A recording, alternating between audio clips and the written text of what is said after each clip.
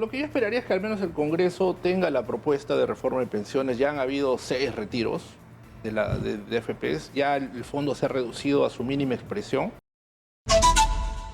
Está en nuestros estudios, por lo que le agradezco, el ministro de Economía y Finanzas, Alex Contreras. Bienvenido, ministro. Hola Nicolás, buenos días, muchas gracias y buenos días a todos los ciudadanos y ciudadanas que están conectados a Exitosa.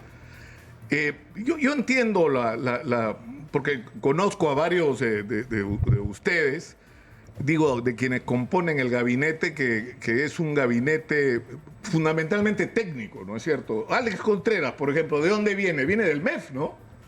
Yo empecé mi carrera en el 2006 como practicante en el Banco Central, ingresé al curso de verano en el 2007 y de ahí hasta el 2019 trabajé en el BCR y desde el 2019 hasta ahora trabajo en el MEF, ¿no? En diferentes posiciones como director general, viceministro en su momento y ahora el reto de ser ministro. Ahora, el problema es que yo entiendo las buenas intenciones que ustedes tienen. Tal vez sería conveniente conversar de esto al final, ¿no es cierto? Pero el contexto político es el que no los ayuda.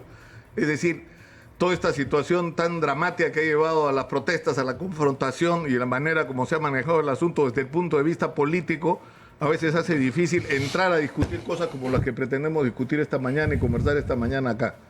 Pero en fin, hagámoslo, ¿no? El contexto político es complejo, es cierto, pero tu diagnóstico ha sido claro. O sea, no podemos postergar más los cambios y eso es lo que estamos haciendo. Hablabas de turismo, hemos lanzado el plan Compunche Turismo. Hablabas de la necesidad de hacer reformas importantes, nos acaban de aprobar la delegación de facultades en el Congreso. Hablabas de cerrar brecha. Por primera vez, en inicio de gestión, el gobierno nacional y el gobierno regional están batiendo récords de ejecución de inversión pública. Tenemos la tarea pendiente con los gobiernos locales, pero estamos trabajando en eso. Hay necesidades, y lo has dicho con las palabras precisas, hay necesidades imprescindibles, hay necesidades impostergables del país que estamos abordando en medio del contexto político. A pesar de lo político, yo creo que estamos avanzando y es importante que los ciudadanos sepan que estamos realizando acciones concretas, medidas aprobadas. Esta semana acabamos de aprobar el plan Compunche Turismo, 500 millones en créditos para las empresas del sector turismo para que se puedan recuperar, 500 millones adicionales en gasto en infraestructura. Lo que queremos, tú partías de un diagnóstico importante.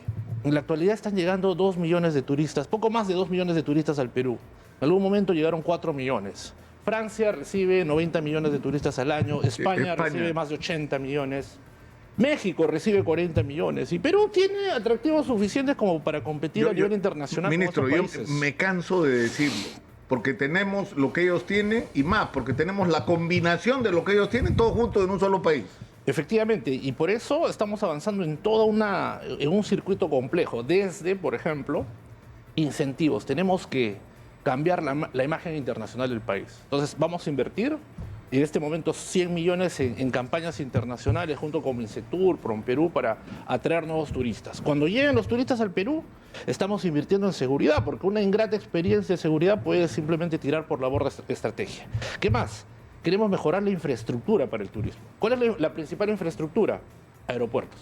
Pues estamos inyectando recursos para mejorar los aeropuertos de Arequipa, Jaén, Jauja, Puerto Maldonado y algunos aeropuertos más. ¿Qué más? Exitosa. Cuando el turista llega a la ciudad tiene que ir a los atractivos turísticos y tienen que haber señaléticas, caminos, tienen que estar limpios. Estamos invirtiendo en mejorar los atractivos turísticos, en dar seguridad. Hay proyectos ambientales, proyectos de Mincetur, cultura. Cuando termine esa experiencia y el turista tenga que regresar, estamos también, vamos a enviar un proyecto de ley, para eso también pedimos facultades, para devolverle el gasto en IGB al turista. Como se hace en todos los países. Como se hace en todos los países del mundo, de forma que el turista tenga una experiencia completa, desde que llega hasta que se va del país. Porque una experiencia grata, por turista se ha estimado que puede generar entre 5 o 6 turistas más, pero una experiencia ingrata puede generar el resultado negativo hasta en menos 20 turistas. Entonces lo que queremos es todas esas imágenes negativas que se han posicionado del país, revertirlas. La canciller está viajando el Ministerio de Comercio Exterior, yo estoy viajando con un mensaje claro, que el Perú es un país de gente trabajadora, es un país atractivo para la inversión. Yo recuerdo, ministro, que en determinado momento en Colombia la situación era tremenda por la violencia, por los secuestros, por los coches bomba, por los secuestros, los asesinatos. Empezó un cambio en la situación política en Colombia de pacificación, pero los turistas no se la creían.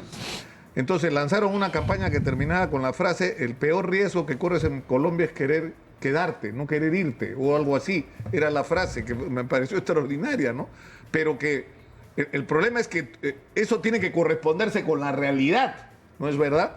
Entonces, ¿qué te pasa? Si va un turista que tiene dificultades para trasladarse, porque los aeropuertos no son los que son, las carreteras no son los que son, te vas a comer un ceviche espectacular como nunca has comido en tu vida en alguna de las playas del norte y terminas con una infección intestinal brutal porque resulta que en el restaurante no hay agua potable o no hay un entrenamiento del personal para el manejo sanitario de la industria gastronómica, que es uno de nuestros patrimonios. Entonces, eso nos lleva también al tema de, por un lado, saneamiento y por el otro lado, educación. Así es, estamos avanzando en eso también, como te mencionaba, hay proyectos de manejo de residuos sólidos en atractivos turísticos. No puede ser que atractivos turísticos como Chan Chan, patrimonio arqueológico importante, coexistan cerca a basureros, ¿no? Entonces eso no puede pasar. Y lo cierto es que el Perú ha avanzado mucho.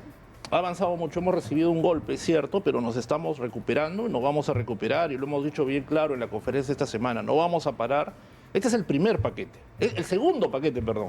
Vamos a seguir impulsando el turismo porque el turismo es uno de los motores de crecimiento que va a hacer que el país, que la economía se dinamice, porque es la industria sin chimeneas. Tenemos espacio para crecer.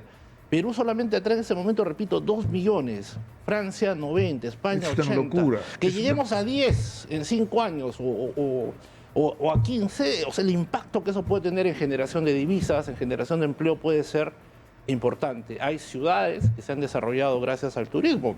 En España, por ejemplo, Barcelona y otras ciudades similares. Y como lo he dicho, el Perú tiene todos los atractivos, desde la comida, las playas, ahora, la riqueza ministro, ahora, la pregunta es esta, ¿no? Sí. O sea, ¿por qué no se ha hecho? Porque esto está claro.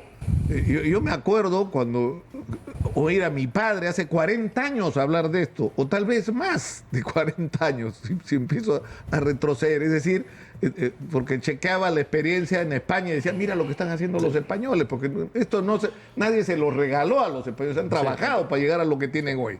Entonces, ¿el problema cuál ha sido? ¿Es un problema de falta de recursos? No. O sea, ¿cuánto se ha multiplicado el presupuesto de la República para que la gente lo sepa de boca de un especialista? En los últimos 20 años, más de 5 veces. No es un tema de recursos. A ver, 5 veces. O sea, ¿cuánto era el presupuesto de la República el año 2000? El año 2000 debía estar pues alrededor de llegando a los 100.000 millones de soles, más o menos, ¿no?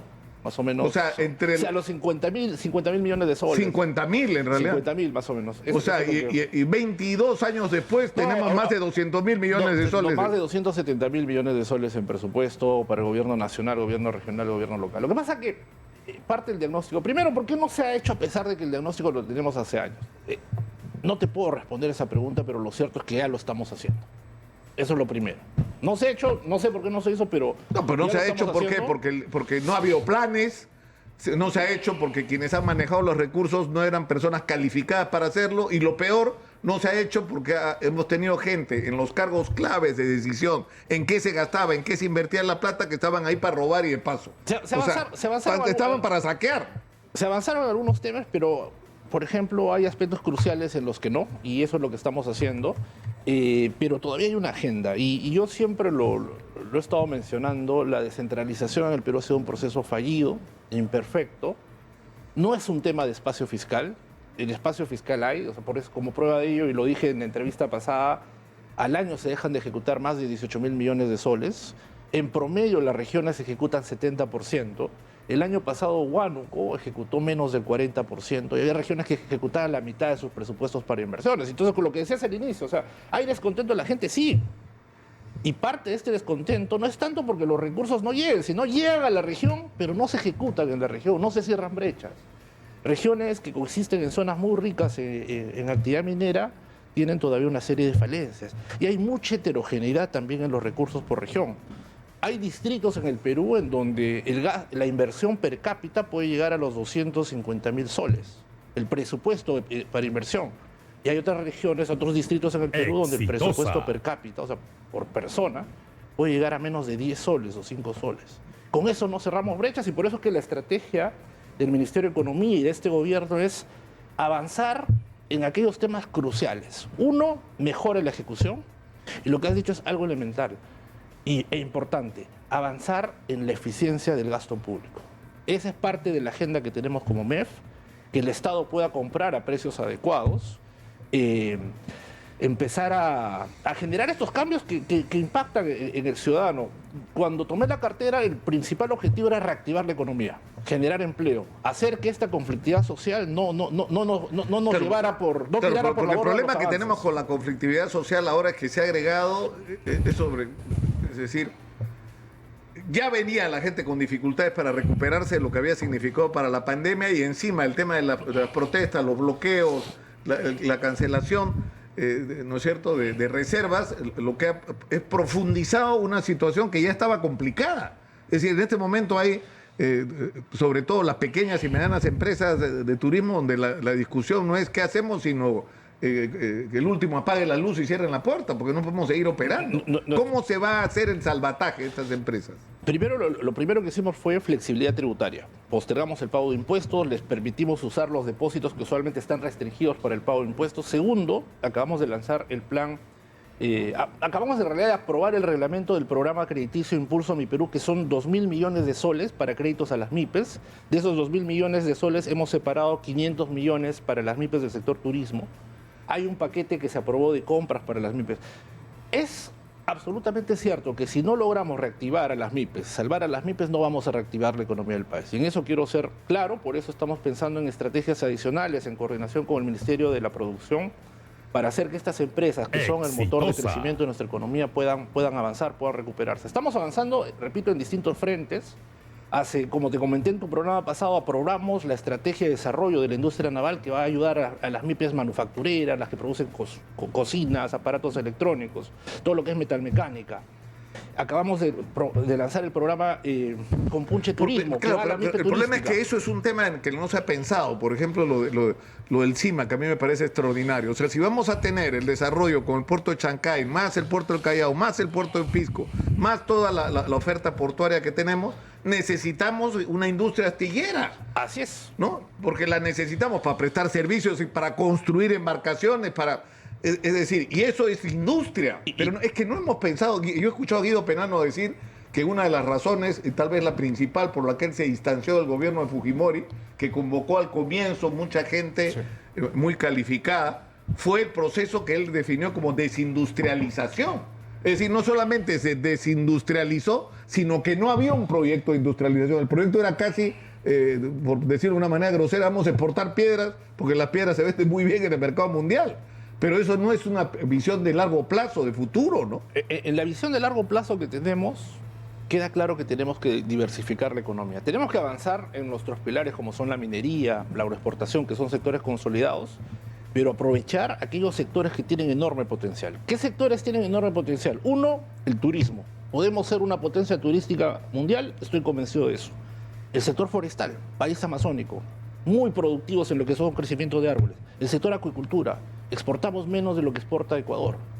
El sector, y otro es lo que has mencionado, la industria naval. El Perú va a ser una potencia portuaria en la región y eso abre justamente la posibilidad de que astilleros vengan al Perú a fabricar barcos, a dar mantenimiento a barcos y sobre ese punto tengo buenas noticias.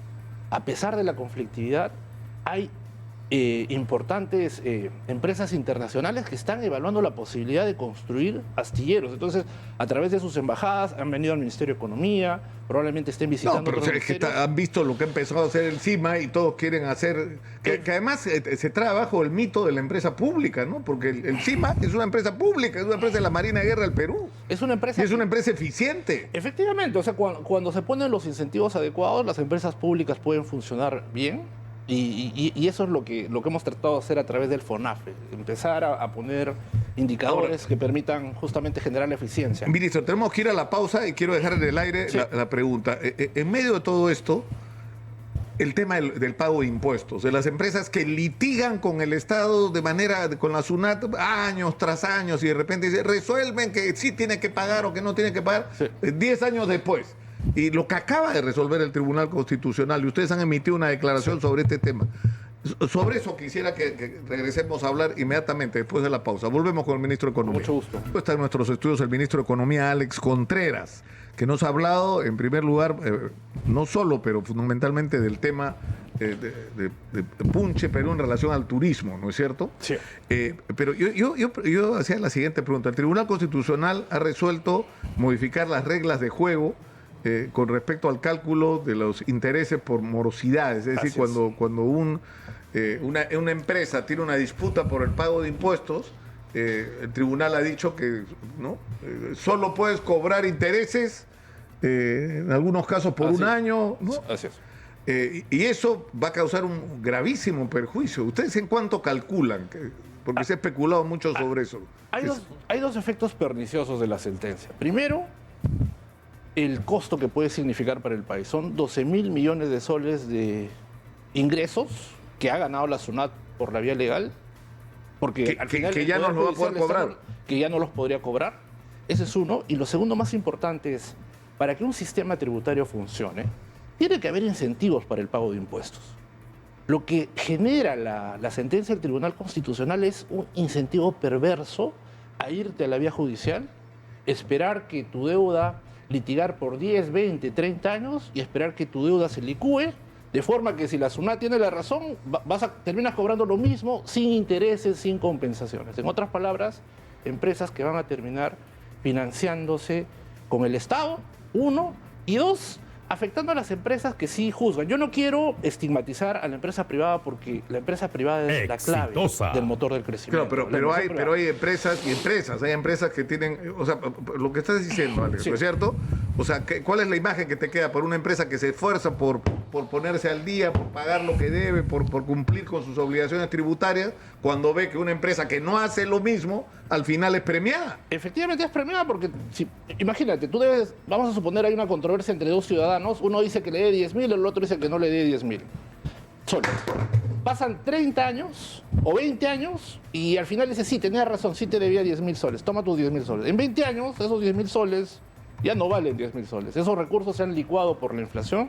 Y dos, el dinero tiene valor en el tiempo. Esos 10.000 soles tú lo hubieras puesto a una cuenta en el Banco Central y hubiera ganado intereses. Entonces lo que dice la SUNAT es, no le quites los intereses que son legítimos si es que una empresa debía pagar impuestos y generándole este costo para el Estado. Y eso no ocurre en ningún sistema tributario del mundo. La recaudación tributaria en el Perú, la presión tributaria es 16%. Recaudamos poco por la alta informalidad. El promedio en América Latina es 24%. Entonces, necesitamos crecer, pero lo que está generando la sentencia, o lo que puede generar, es achicar más la capacidad de recaudación del Estado, ya que genere el incentivo a irse al Poder Judicial para que tú... Ahora, ¿pero qué van a hacer ustedes? Ustedes están planteando que se revise esta decisión y se revierta. Como sector, dos estrategias. La SUNAT ha pedido la nulidad de esta sentencia y como MEF estamos pidiendo que nos aclaren si eso va a aplicar hacia atrás o no. Entonces, estamos trabajando en estas dos estrategias. Yo no soy abogado, pero abogados muy reputados, personas que han estado en el Tribunal Constitucional, dicen que el Tribunal Constitucional, a través de una sentencia, está legislando, se está atribuyendo funciones que no le corresponden. Que no le competen. Es respetuoso de la institucionalidad, pero en este caso claramente la sentencia termina influyendo en leyes. Yo les pongo un ejemplo. Es como que si el Tribunal Constitucional dijera, a partir de una sentencia, que los bancos ya no cobren tasas moratorias por las tarjetas de crédito. Ese es el ejemplo, más o menos.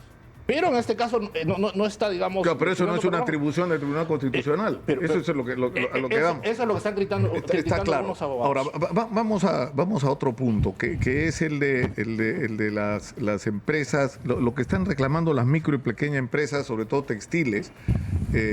Susana Saldaña va a estar con nosotros en unos minutos, representante de Gamarra, y lo que ellos están diciendo es, está muy bien el libre mercado, pero el libre mercado también tiene reglas. Y las reglas es que tú no puedes subvalorar productos, porque están entrando productos que es evidente que no cuestan pues lo que declaran. Sí, es obvio que no. Entonces, para eso existen las salvaguardas. ¿Por qué tenerle miedo a las salvaguardas? En el Ministerio de Economía y Finanzas somos bastante enfáticos, y lo dije ayer, ¿ya? Y creo que no pude explayarme porque estábamos hablando de turismo. Las salvaguardas son un mecanismo que tienen los países cuando hay deterioro de una industria. Hay competencia, que puede ser competencia desleal, cualquier mecanismo que está generando el deterioro rápido de una industria. Eso no depende del Ministerio de Economía y Finanzas. Hay un informe que tiene Indecopi, es un informe en este momento confidencial, y justamente tiene que probar si hay daño a la industria o no. Entonces, ¿qué pueden hacer los países de acuerdo a las reglas del libre mercado y de acuerdo a lo que dice la Organización Mundial del Comercio? Si es que hay daño a tu industria, puedes aplicar salvaguardas. Y eso es cierto. Y si pero el daño está acreditado, ¿no? Eso tiene que haber un estudio técnico, hay algunas condiciones que tienen que cumplirse. Y lo único que mencioné es, primero, no es atribución del MEF definir este informe. ¿Quién define esto? Indecopi. Indecopi presenta su informe y luego este informe es sometido a decisión del Ministerio de Economía y Finanzas, el MINCETUR y el Ministerio de la Producción. Entonces, lo que yo advertí, y soy absolutamente claro, es que también hay riesgos de esa política. Por ejemplo, si tú subes las salvaguardas, te pueden hacer lo mismo. Entonces te pueden afectar pesca, otro sector. Pero lo cierto es que las reglas del mercado dicen que sí puedes implementar salvaguardas si es que se comprueba fehacientemente que hay un daño a la industria. Pero lo que estamos haciendo como Ministerio de Economía y Finanzas, en coordinación con producción, es que otro sector que tiene un enorme potencial es el sector textil. Gamarra, para ponerte un ejemplo, no solamente es un atractivo turístico. Muchos turistas vienen a Perú, a Gamarra, para comprar bienes, porque somos, en cierta forma, competitivos y hemos perdido competitividad en los últimos años, pero es un sector que da mucho trabajo y creo que tiene muchas posibilidades de crecer. El año pasado nosotros enviamos algunas propuestas pensando en la reactivación del sector textil, confecciones. Lamentablemente no tuvieron eco en el Congreso, pero lo que vamos a hacer ahora es trabajar en una estrategia para consolidar este crecimiento.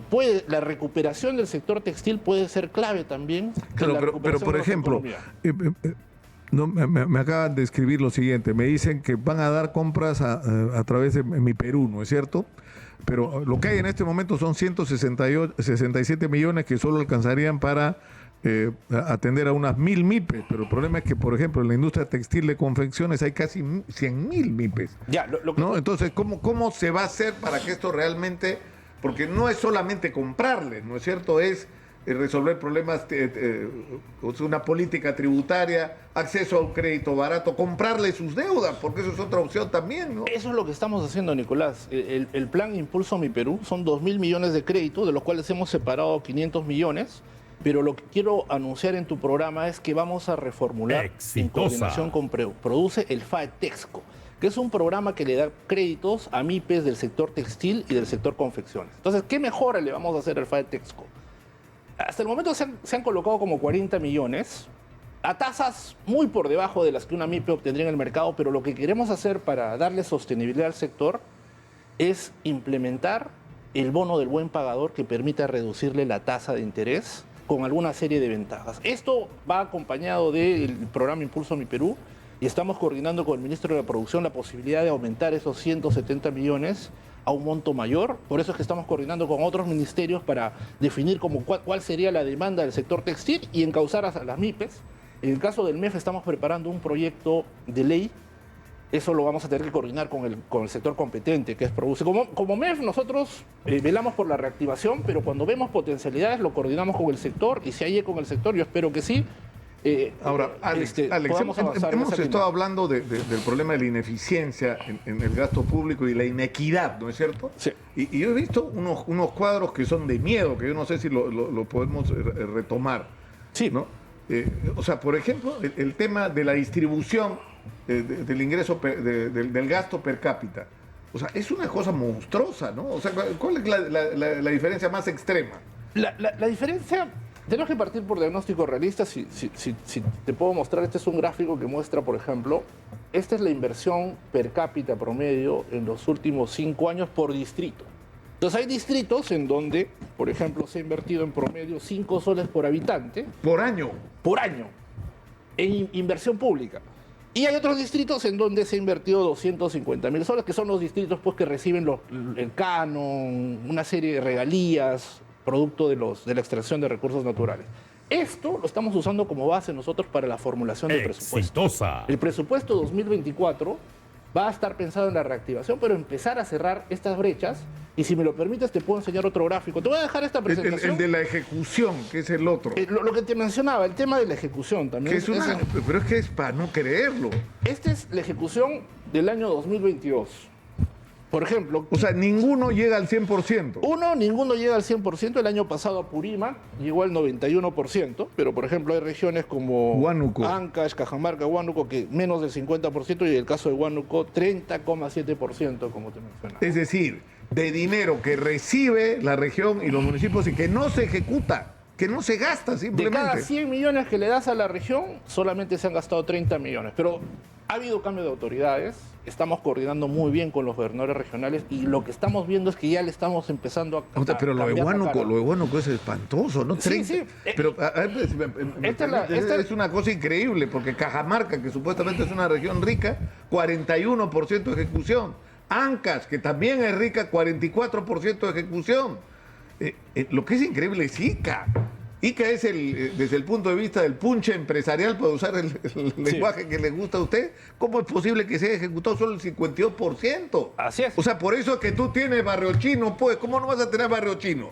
Si tienes una región que ha generado empleo, ha crecido, pero no tiene servicios, no ha resuelto problemas elementales de la vida de los ciudadanos, Alex. Efectivamente, pero lo bueno es que ya el ranking está mejorando. Por ejemplo, al 22 de enero, Moquegua, Ica, Loreto, Amazonas vienen liderando la Ya subieron. Se nota el cambio de autoridades y esperemos que esto se pueda consolidar, pero también... Repito, estamos avanzando en la reactivación del turismo, en la delegación de facultades que le pedimos al Congreso es para promover más inversión. Queremos cerrar las brechas que te he mencionado, queremos mejorar la ejecución, pero también exitosa. Quiero mostrarte este gráfico. En todo esto ha habido un impacto, o sea, ya vienes de un problema de atrás, ¿no es cierto?, con la eficiencia en el gasto público. O sea, esto le suma las protestas, eso ha obligado a paralizar. O sea, ¿se puede calcular el daño económico que ha tenido todo este desmadre político de 2 meses? Solamente en enero se perdieron 1.800 millones. En febrero nosotros estimamos que va a cerrar en 950 millones de pérdidas. El peor golpe para la economía fueron diciembre y enero. Febrero ya hay recuperación. O sea que si sumas al final podemos llegar a 3.000 millones de soles de pérdidas. Más de 3.000 millones, qué barbaridad. Más de 3.000 millones de pérdidas que pudieron haber cerrado brechas, que pudieron haber generado más empleo. Pero... Ahora, y sobre las obras paradas, que es otro cuadro que tú tienes ahí, Alex, y que me parece impresionante, porque uno no puede creer que... Es decir, por eso yo insisto, a veces yo me vuelvo repetitivo y me da mucha cólera en la mañana y la gente hasta bromea con eso, ¿no? Porque me pongo impaciente. O sea, pero ¿cómo es posible que teniendo la plata que tenemos estén tan mal las cosas? Y eso tiene que ver con un problema de eficiencia, corrupción, etcétera. Pero, por ejemplo, obras.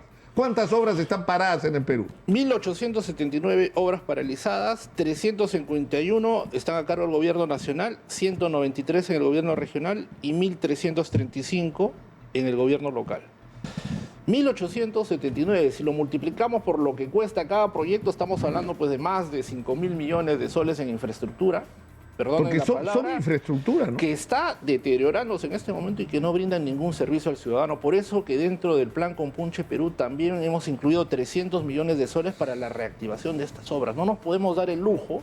Tú hablabas de más de 100.000 millones de soles en brechas de infraestructura. No, en educación, ya me han actualizado la semana pasada las cifras, me han dicho que, porque yo hablaba de 120, me dicen que ya te quedaste corto, ya son 138.000 millones de soles. Ya. Pero Ale, ¿cómo vas a resolver esa brecha? Toda la brecha del Perú son más de 360.000 millones. Si tú sumas la brecha en salud, en educación, las carreteras... Solo en infraestructura. Solamente en infraestructura y sin controlar por la calidad, por otros estándares. Es enorme la brecha. Y parte de la respuesta está acá, en la baja ejecución, en los problemas de corrupción, en este proceso de centralización fallido, pero repito... O sea, ¿puedes repetir la cifra porque es de miedo? Más de 360.000 millones es la brecha, lo que nos falta... Lo que nos falta invertir. Tú tienes eso por un lado, y tienes en el otro lado 70% de ejecución presupuestal en los gobiernos locales, regionales y nacionales el año pasado. Sí. 70% de promedio, y hay lugares como Huánuco donde se ha gastado poco más del 30%, y tienes casi 2.000 obras paralizadas. Y tienes casi 2.000 obras paralizadas. Tenemos casi 2.000 obras. Pero lo que estamos haciendo es reactivando las obras, mejorando la ejecución. Es lo primero que tenemos que hacer. O sea, yo, como ministro de Economía, no puedo estar tranquilo sabiendo que esto está pasando en el país. Otro tema que estamos incorporando en coordinación con los sectores es el planeamiento. Tenemos que empezar a mirar a los grandes problemas que vamos a enfrentar. Y los grandes problemas que se vienen son problemas que pueden generar un riesgo para el país. Estoy hablando de nuevas pandemias, estoy hablando de cambio climático, el impacto que va a tener la inteligencia artificial en la creación de empleos. Ya el cambio tecnológico de por sí ha estado incrementando el desempleo estructural en los jóvenes y los menos calificados.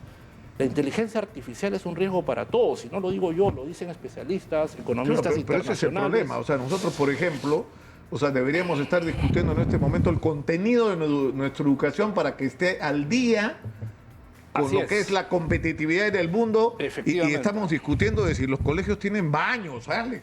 De que si el colegio, según Indesi, se cae y es un riesgo, porque los chicos, el 50% de los colegios están así.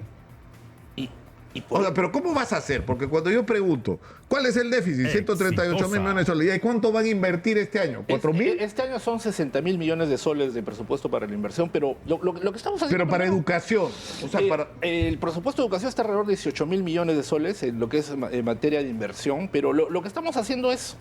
Primero que tenemos que cambiar la estrategia. Primero, reconocer que hay problemas. Uno, ya sabemos cuáles son los problemas. Dos, atacar esos problemas. Los estamos atacando. Estamos dando acompañamiento a la gestión. Estamos planificando mejor la infraestructura, tomando en cuenta las diferencias, la heterogeneidad. Y otro tema, Nicolás, no solamente se trata de que no ejecutamos presupuestos, sino que a veces se ejecutan proyectos sin tomar en cuenta la interrelación y las potenciales sinergias que podrían generar. Es que no hay planes, pues. Efectivamente, no hay planes. Si tú tienes un plan, por eso es tan valioso lo que ha hecho la Sociedad Nacional de Industria con esto de dividir el Perú en 4 macrorregiones. Ya se están reuniendo con los gobernadores regionales, con los colegios profesionales. Pues, ¿cuál es la idea? Que en el momento que el gobernador regional quiera decidir sobre el gasto, sostenga ese gasto sobre la base de planes de largo plazo. Es decir, que si se va a construir una carretera, un hospital o lo que fuera, es parte de un plan. ¿No? Porque hay una buena comisión, Alex, que es lo que lamentablemente ha ocurrido, ¿no? Cobra la comisión y la obra queda tirada, porque como ya cobraste tu comisión, ¿qué te importa si la obra se hace o no se hace? ¿No? El funcionario ya logró lo que, ¿no? Estamos trabajando justamente con todos los ministerios, Ministerio de Vivienda, de Transportes, de Salud, de Educación, en atacar estos problemas. Queremos hacer gestión transparente, vamos a informar cada 2 meses los avances, y la meta de este año es, primero, ejecutar más, ejecutar mejor, pero también pensando en el mediano plazo, pensando en atacar. Acá tengo estos son 4 mapas del Perú que identifican los principales proyectos de inversión privada. Alrededor de esos proyectos hay casi 1 millón de personas con necesidades básicas insatisfechas. Lo que decías al inicio, casi 70 conflictos sociales, casi 4 millones de personas involucradas.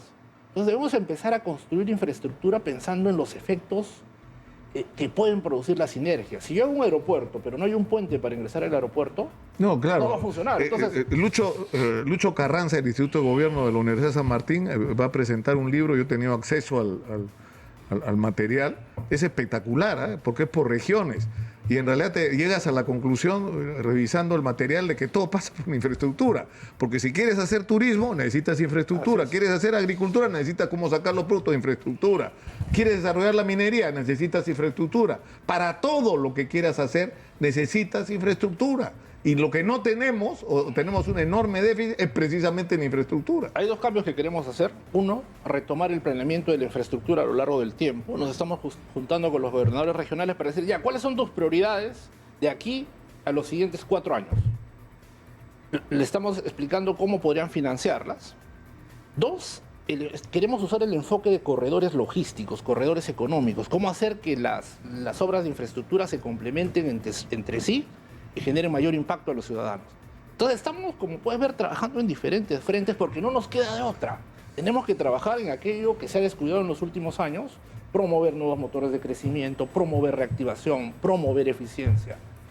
Pero el objetivo es uno, queremos un Perú mejor, Perú que no deje de lado a sus ciudadanos y esa es la tarea del MEF y de todo el gabinete. Y el tema, los conflictos que se generan, por ejemplo, alrededor de lo de las AFPs, o el tema de los jubilados, que ha sido bochornoso lo de los jubilados. Para empezar así punto por punto y rápidamente, quiero aprovechar los últimos 8 minutos que tenemos, ¿no? Uno, el tema del escándalo de que los congresistas se pagan a sí mismos 190 soles de ¿no? Cuando el presupuesto es de 3,60 soles para las ollas comunes por persona, ¿no? Y cuando, o sea, ¿cómo es posible que eso ocurra, ¿no? Pero eso te lleva a una reflexión sobre los criterios para el gasto, por ejemplo, del Congreso de la República, ¿no? Los poderes independientes tienen cierta discrecionalidad. Ya cualquier, digamos, gasto excesivo corresponde a los organismos de control, verificar qué cosa está detrás de eso, ¿no? Yo lo he dicho y me ratifico, los funcionarios públicos, más aún los que representan población, tenemos que dar y mostrar gestos de moderación.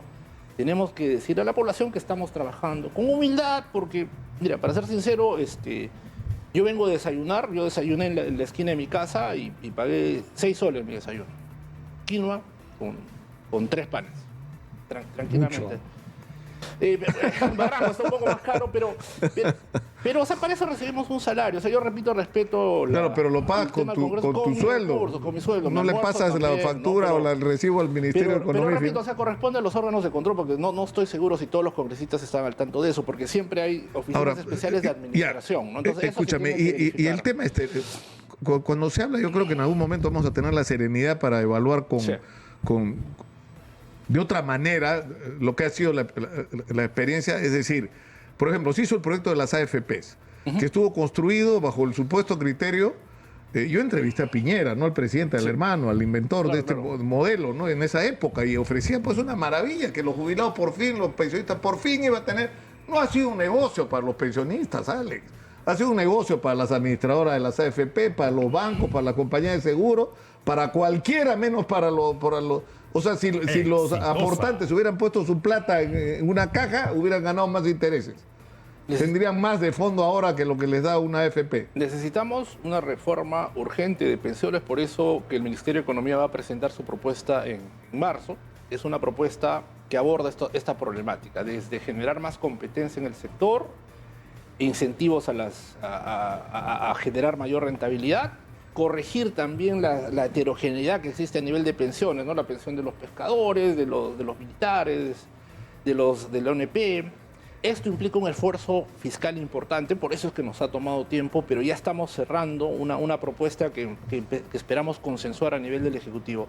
Este es un gobierno que quiere hacer cambios importantes. Tenemos en nuestra agenda la reactivación, la generación de motores de crecimiento, la mejora de la eficiencia en el gasto y la infraestructura, y creo que sería un legado importante. Ahora, avanzar en el tema de las el problema, Alex, que tienen que resolver un problema, o sea, me piden, porque la gente está llamando, ¿no?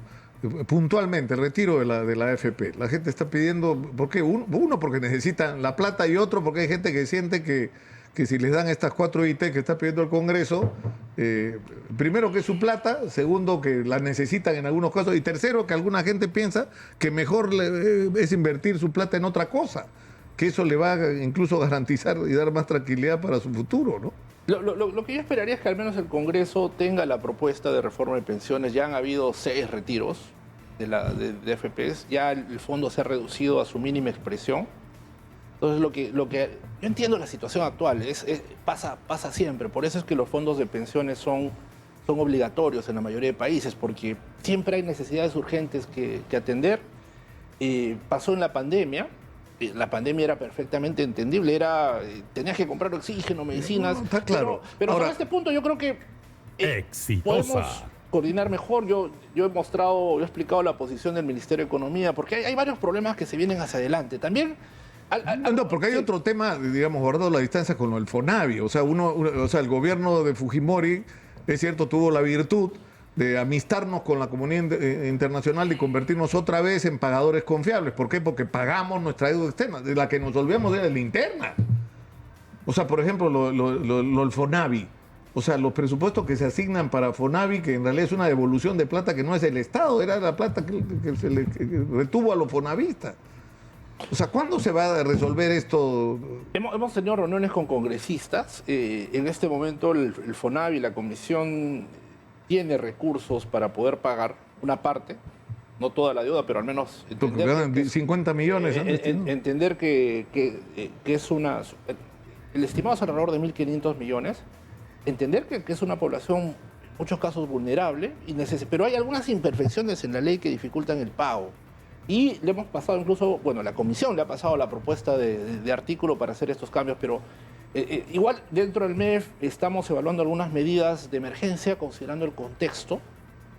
Hay 50 millones que están presupuestados, eso es presupuesto solamente, pero no toma en cuenta los recursos que tiene el fondo. Pero sí está dentro de nuestra política de reactivación de corto plazo tomar alguna medida adicional que estamos evaluando. En el interín queremos hacer este cambio, este artículo que permite empezar con este pago lo más pronto posible y, bueno, tomando en cuenta también las otras necesidades que tiene el Estado. Pero es absolutamente claro que es una población que necesita respuesta. Tú lo has dicho con toda claridad, hay una deuda pendiente. Es cierto, el monto, hay algunas diferencias, pero lo cierto es que es una deuda social que hay que pagar.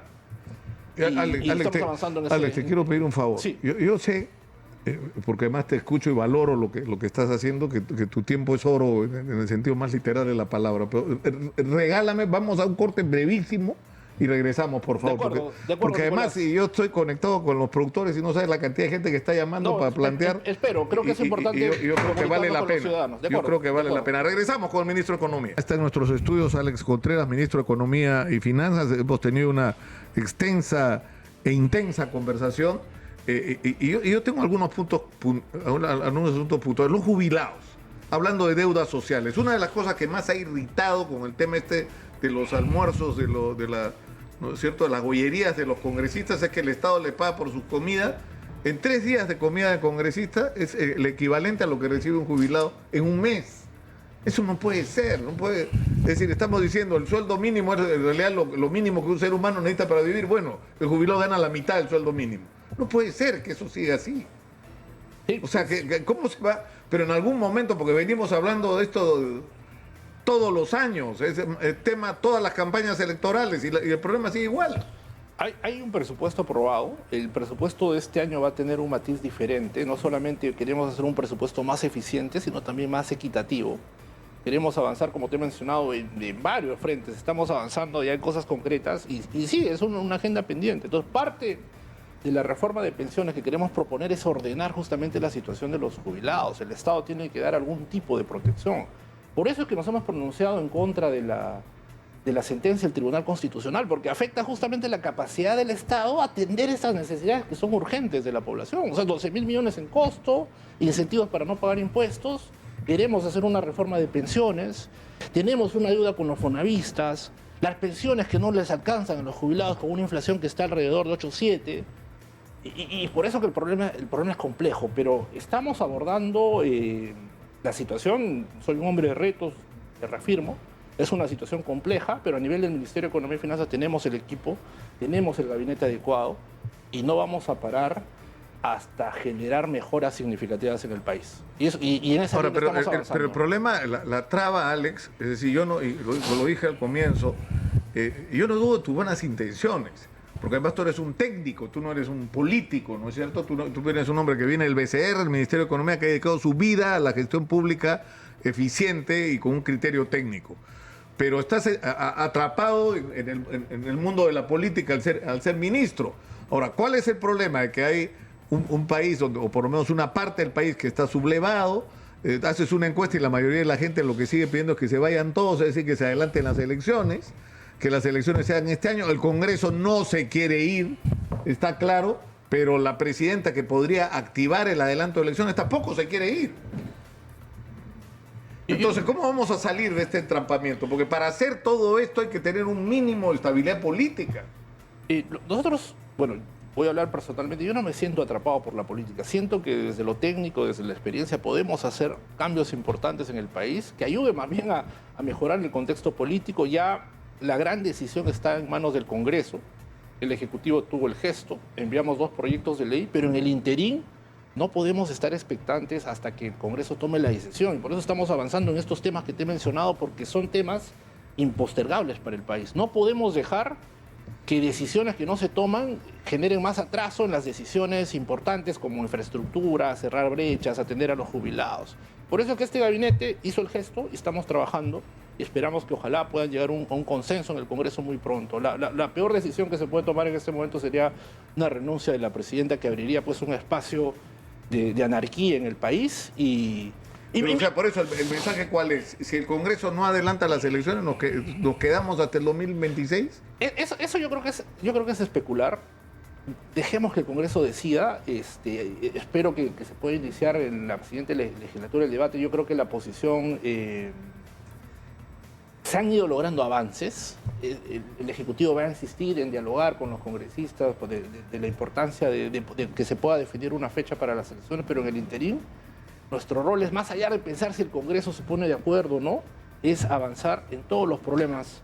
Esta es una presentación que hice a un grupo de 300 empresarios sobre cuál es la agenda del MEF. Me gustaría dejártela, por favor, Nicolás, y que resume lo que estamos haciendo como MEF, como estamos haciendo a nivel de todo el gabinete, que son cosas, repito, concretas, que van más allá de las buenas intenciones. Hay un tema, se ha puesto en toda esta crisis en el centro, la tercera vez que se me cae, yo sigo con la manía del chiquetito ese de alcohol, el tema de los policías. Y en los últimos días, y la verdad me ocurre todas las semanas, pero en los últimos días una persona, un policía al que yo respeto mucho por el trabajo que hace, que su padre también es policía, el padre está enfermo con cáncer de próstata, va al hospital de policía, pide un medicamento, no hay el medicamento. O sea, pese a que lo indica un profesional, un oncólogo, en el hospital no hay. Entonces, tiene que ir a una farmacia para comprarlo, para que Saludpol le reponga. Cuesta 15.000 soles la caja de ese medicamento comprado en una farmacia. Que el policía, por supuesto, no tiene. Entonces tienen que hacer chanchita. Esos policías de los que todo el mundo habla todos los días y se pelean a ver quién le rinde más homenaje. Esos policías tienen que ver de dónde diablos sacan esos 15.000 soles para pagar ese medicamento para que Saludpol supuestamente se lo reintegre. Pero Saludpol no tiene plata. Porque Saludpol debe 300 y tantos mil soles porque no han pagado a proveedores, porque se han manejado mal las cosas en el pasado y porque además ha habido el desborde de la pandemia que ha sacado todas las cuentas de su sitio, ¿no? Entonces, ¿qué van a hacer, por ejemplo, con ese tema de la salud policial? Ahí hay que invertir plata, no hay otra manera, hay que meterle una inyección de recursos. Yo he sido absolutamente claro con mis colegas en el gabinete y con la anuencia del Premier y de la Presidenta. No nos podemos dar el lujo de subejecutar el presupuesto, la mete 100%, y yo lo he dicho con claridad y lo repito cada miércoles. Sector que no ejecuta, vamos a utilizar estos recursos para atender las necesidades que otros sectores sí las van a ejecutar. He tomado nota de lo que has mencionado, Saludpol. Voy a conversar con el ministro del Interior, con la ministra de Salud, para ver qué alternativas de solución. Porque están viendo alternativas, o sea que un policía que requiere una atención se puede atender en cualquier establecimiento, pero el problema es que los establecimientos, cuando les dices eso, te mira y dice, oye, pero la última vez que te di servicio no me pagaste, ¿no? Entonces quiero la garantía de que me... Y ahí es donde entra el gobierno, es un tema que ya está fuera del alcance. Yo he estado acá sentado Alberto Tejada Corroy, que es el gerente de Saludpol, y con toda crudeza nos ha puesto sobre la mesa los problemas. O sea, él puede tener la mejor intención del mundo, está hace un mes y medio recién ahí, pero el problema con el que se ha encontrado es tremendo. No hay una solución si no hay una inyección de recursos. Lo voy a convocar para una reunión y quiero ser enfático. Este es un gabinete que quiere dar soluciones a ese tipo de necesidades que tiene el país. Exitosa. Es un gabinete que se despliega a nivel nacional. En este momento hay ministros que están en Piura, que han salido, me parece, a Ayacucho. El día de mañana nos vamos a Lambayeque, el fin de semana en Ica. Muy pronto regresaré a mi región, que es Junín. Porque esa es la forma como tú te enteras de estos problemas a nivel microeconómico, que no llegan a veces a los que formulan políticas públicas, y es la forma como puedes mejorar directamente la situación de los ciudadanos. Y eso es lo que queremos hacer. Queremos hacer gestión. Ahora, yo tengo una última pregunta, sí, porque se habla mucho, de la pequeña empresa, o sea, así como la policía es lo máximo, pero mira lo que tiene que pasar un policía para atender un problema de salud tan elemental. O se habla de las micro y pequeñas empresas, están desesperados, están endeudados, están agobiados, ¿no? O tienes, por ejemplo, el problema de la informalidad, se habla de la informalidad. Y el otro día que se decía, los mineros ilegales están... Me llamó un dirigente de los mineros informales, mineros en proceso de formalización de Madre de Dios. Me dijo, señor Lucas, nosotros primero pagamos impuestos, porque a nosotros nos venden maquinaria, a eso nadie los persigue. A nosotros nos venden insumos, a eso nadie los persigue. Y a nosotros nos compran mineral, a eso tampoco los persigue. Y en esos 3 puntos nosotros pagamos impuestos, primero.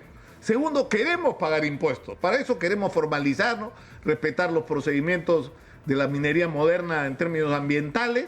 Eso es un proceso, pero no tenemos interlocutores, señor Lucas. Nos han cambiado 6 veces de presidente, como 23 veces o 24 de ministro de Energía y Minas. ¿Con quién vamos a discutir nuestro proceso de formalización? Y encima nos acusan de todo. Es más, me dijo una cosa que cuando hemos visto las imágenes de Secocha uno se da cuenta de lo que está hablando. Secocha es un pueblo que hace 20 años creo no existía, ahora tiene 30.000 habitantes. Todos son mineros informales, toda la actividad económica, y son 30.000. Y lo que me decía este dirigente es, si nosotros saliéramos a bloquear las carreteras, si los mineros informales entráramos en esta bronca, la historia sería otra. No tendría 3.000, tendría 30.000 en cada bloqueo. Entonces, eso es un problema que hay que resolver. O sea, ¿cuándo se va a agarrar el toro por las astas y enfrentar, por ejemplo, el problema de la formalización minera? Cada sector está empezando a tratar de tomar el toro por las astas. Desde el MEF, desde transportes, desde vivienda, desde el Ministerio de Energía y Minas. Son años de yo diría, ausencia del Estado, de falta de políticas públicas efectivas. Tenemos poco más de 2 meses de gestión, pero estamos avanzando, Nicolás, y vamos a seguir avanzando mientras podamos y con ese espíritu, con esa fuerza, y sobre todo partiendo de lo técnico más que lo político. Eso ayuda. Algunos decían que era una desventaja no ser tan político. Yo creo que al contrario. Pero ya de políticos tuvimos lo suficiente. Alex, ahora 2 preguntas finales. Sueldo mínimo, ¿va a haber una variación con respecto a esto? Esto se tiene que discutir a nivel del Consejo Nacional del Trabajo. Hay un proceso de consenso, tiene que llegarse a un proceso de consenso entre empresarios y entre trabajadores. Y eso corresponde al Ministerio de Transportes. Como MEF, nosotros hacemos al Ministerio de Trabajo. Nosotros como MEF hacemos nuestra evaluación del impacto, ¿no? Entonces, repito, cualquier cambio en el salario mínimo tiene que basarse a través de este consenso. Porque esto es lo que hace sostenible cualquier tipo de política. Porque si no, termina subiendo el salario mínimo, algunos mejoran, otros empeoran porque pierden su trabajo. Entonces, hay una agenda de trabajo también que está impulsando el nuevo ministro de Trabajo. No, y eso claro, es por ejemplo, cuando se habla que la pequeña empresa es la principal fuente de empleo en el Perú, si tú vas a hablar de sueldo mínimo en la pequeña empresa, o sea, lo que tienes que hacer es que eso vaya de la mano con políticas tributarias, con una serie de mecanismos que te permitan afrontar esos gastos y que no signifique el informalizarte. Así es, por eso cuando fuimos al Congreso con esta propuesta de delegación de facultades, incluimos también una propuesta para reforma del régimen tributario para las MIPES, que es una reforma impostergable que necesita el país, que es una reforma que induce a la formalización. Desafortunadamente no nos dieron esa facultad, pero vamos a trabajar en el proyecto de ley. Esperamos enviarlo alrededor de estos 60 días y con gusto vengo acá a explicarle a las MIPES las ventajas que tendría este nuevo sistema. Lo que dices es verdad. Pero no, yo repito, si no reactivamos las MIPES no vamos a reactivar la economía, por eso que lanzamos el plan Impulso a Mi Perú, vamos a relanzar las compras Mi Perú, el fortalecimiento de la industria naval. Y vamos a activar las salvaguardias. Eso, repito, depende del informe de Indecopi. Pero y vamos a reactivar la industria textil. Última pregunta. Acaban de... Está circulando el proyecto para endurecer las penas por delitos cometidos durante las protestas. ¿No es eso insistir en el lado, digamos, confrontacional y represivo para resolver la crisis? O sea, porque desde el primer día de Dina Boluarte habla de diálogo, pero diálogo es lo que no hay y diálogo es lo que falta. Y no es necesariamente con los líderes de los partidos políticos, que está claro representan poco en este país, sino con la gente que está en los conflictos. Siempre hay manera de... Y la salida de Raúl Molina fue una mala señal, porque si alguien sabe y tiene experiencia en el tema era él, ¿no? Estamos dialogando, como prueba de ello, que hay un despliegue regional en donde participan no solamente autoridades, sino gremios empresariales, ciudadanos.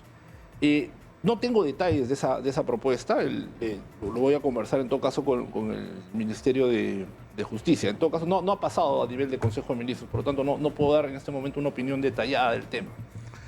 Bueno, tenemos que terminar por hoy, ministro. Yo te agradezco. No te preocupa lo de Fitch, ¿no es cierto? Tú tienes esto... A ver, en este momento Perú tiene la segunda mejor calificación de la región, después de Chile, la menor deuda, el menor déficit fiscal, el menor riesgo país. Fitch está preocupado evidentemente por todo el daño que ha causado el ruido político y temen que eso pueda afectar no solamente el crecimiento económico, sino la estabilidad de las finanzas públicas. Pero ese riesgo lo viene advirtiendo Fitch hace 5 años. En los últimos años Fitch se ha equivocado Ellos proyectaban hace 2 años un déficit de 5,5, pero el 2022 fue 1,6. Perú sigue siendo una economía fuerte, pero nos vamos a reunir con ellos. Justo mañana tengo una reunión con algunas calificadoras y vamos a explicar lo que está pasando en Perú. Hubo una etapa complicada, siempre salir de un golpe de Estado, o sea, cualquier economía, cualquier país del mundo después de un golpe de Estado hay crisis. El Perú felizmente se está recuperando rápido y están las fortalezas. Yo me ratifico en el compromiso de trabajar duro para mantener el grado de inversión en el Perú y recuperar también los escalones que perdimos en estos años producto de la pandemia y producto de políticas públicas o de inestabilidad política. Así que seguimos avanzando, Nicolás, y quiero agradecerte por la invitación. No, un Me gustaría gusto, venir un para gusto. contar los avances, porque estamos avanzando, hay avances significativos, no son buenas intenciones solamente, son buenas intenciones llevadas a la práctica, a normas concretas, apoyo que va a llegar a los ciudadanos, apoyo que va a llegar a las MIPES y apoyo que los ciudadanos van a ver en los siguientes años en sus regiones con mejor infraestructura, más ¿Sabes que va a trabajo. terminar esta entrevista y voy a conversar con Susana Saldaña? ¿Tú has hablado con ellos? ¿Te has juntado? No, pero sí me gustaría hablar con ellos para explicarles el plan que tenemos para las MIPES, lo que hemos avanzado, lo que ¿Y queremos qué pasa hacer. si te la conecto y quedan en vivo en un encuentro? Preferiría primero hablar Ya, está en bien, silencio está bien, y en luego privado. con gusto, en privado, y luego con gusto nos Está bien. juntamos Alex, ante la te cámara. agradezco infinitamente por haber estado acá. Ha sido un gusto, No, el gusto es sinceramente, mío, Nicolás, y conversar saludos a tu contigo. público. Muchas gracias. No, muchas gracias tengan a buen ti. día. Muchas gracias a ti. Alex Contreras, ministro de Economía y Finanzas, ha estado con nosotros.